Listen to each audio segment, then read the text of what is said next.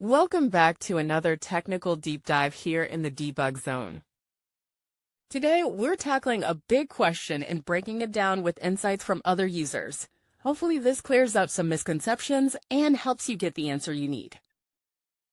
So buckle up, stay a little curious, and let's jump right in.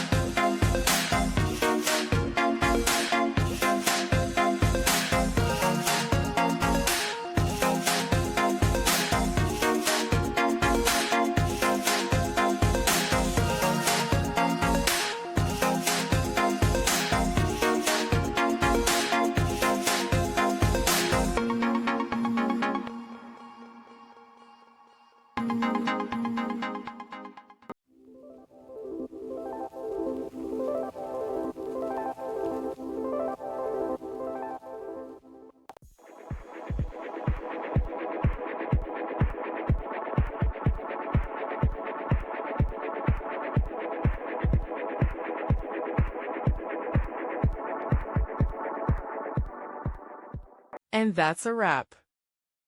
I hope you found the answer you were looking for. If you did, take a second to hit that subscribe button. It really helps out. And let me know in the comments which solution worked best for you. See you next time in the debug zone.